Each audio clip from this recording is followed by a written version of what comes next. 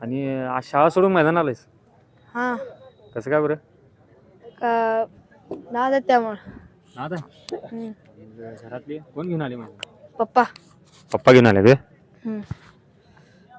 घरातले काय पप्पा घेऊन आल्यात म्हणजे आता मम्मी वगैरे काय घरात कोण बोलत नाही काय बोलतो ते जाऊ नको मैदानला किंवा काय? हा तर पप्पा चल म्हटलं.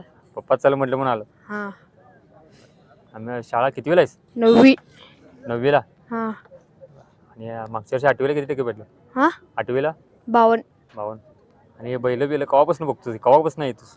बारकापासून. बारक्या असल्यापासूनच येतोस? होय.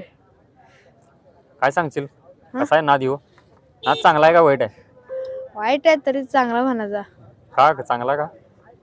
काय नंबर होत नाही, एक दिवशी होते नंबर.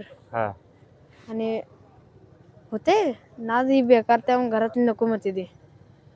मग तू घरातली नको म्हणते तरी पण मैदानाला आलायस? होय.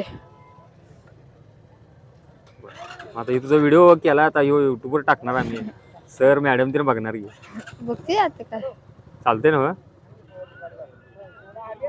मित्रांनो यंग जनरेशन ही पिढी आत्ता ह्या राऊंड क्षेत्रात येणं खूप मोठी गोष्ट आहे. आणि नामांकित बैलांच्यामुळं आवडीनं ही पिढी येत्या.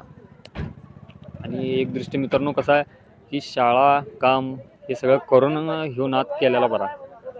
आणखी हा नाद जितकाच चांगला आहे तितका नाद ही वाईट आहे. त्यामुळं कामधंदा शाळा आपला अभ्यास करूनच ह्यो नाद केलेला अतिशय चांगला असतो.